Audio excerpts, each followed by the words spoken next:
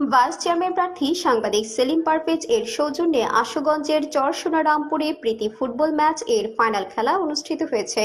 এ উপলক্ষে শনিবার বিকেলে উপজেলার চরসোনারামপুর একাদশের উদ্যোগে স্থানীয় চরসোনারামপুর মাঠে এই খেলা অনুষ্ঠিত হয়।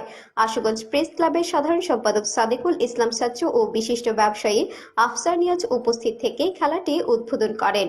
পুরস্কার বিতরণী অনুষ্ঠানে উপস্থিত ছিলেন আশুগঞ্জ প্রেস ক্লাবের কোষাধ্যক্ষ নিতাই চন্দ্র ভৌমিক, বিডি টাইমস নিউজের জেলা প্রতিনিধি জহির শিকদার, চ্যানেল এস এর জেলা প্রতিনিধি বাবুর শিকদার, আশুগঞ্জ সদর ইউনিয়ন পরিষদ সদস্য মোহাম্মদ হেলাল খান, মির্জা আব্বাস, বিশিষ্ট ব্যবসায়ী শীতল বর্মন।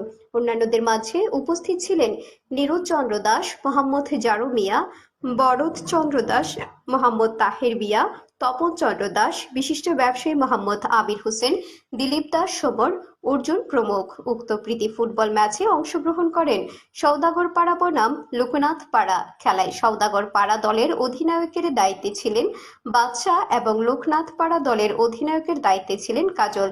মাঠে দর্শক ছিলেন চোখে পড়ার মতো।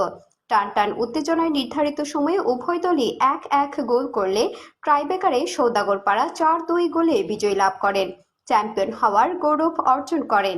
এতে রানার্স আপ হয়েছে লোকনাথ পাড়া।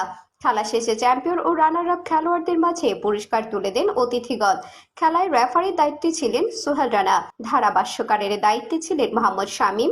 উক্ত প্রীতি ফুটবল ম্যাচের সার্বিক পরিচালনায় ছিলেন Amir Hossain. News desk, Brahmanbaria prime news.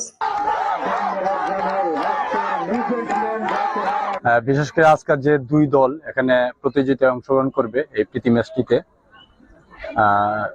খেলাধুলা মানে এটা একটা সংস্কৃতি যদি হয় জীবন যুদ্ধের হাতিয়ার, তাহলে মানুষ ভালো হয়, সমাজ সুস্থ হয় এবং সমাজের মধ্যে বিশৃঙ্খলতা এবং মাদকের যে প্রভাবটা সেটা কেটে যায়। এই আজকের যে উদ্দেশ্য এই প্রীতি ম্যাচের মাধ্যমে যে আমরা সবাই ভালো থাকবো, সুস্থ থাকবো, সুস্বাস্থ্যের অধিকারী হবে।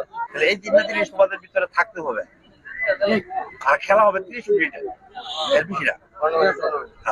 আমরা খেলাধুলা করতে যাতে আমাদের মধ্যে কোনো হিংসা বিদ্বেষ না আসে।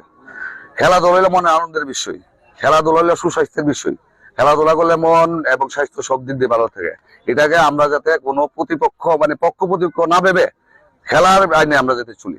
কাজে আমি আশা করবো যাতে আমাদের লোকনাথ পাড়া এবং সদরঘাটের যে প্রীতি ফুটবল ম্যাচ যাতে কোনো ধরনের কোনো গন্ডগোল না হয়, এই আশাবাদ ব্যক্ত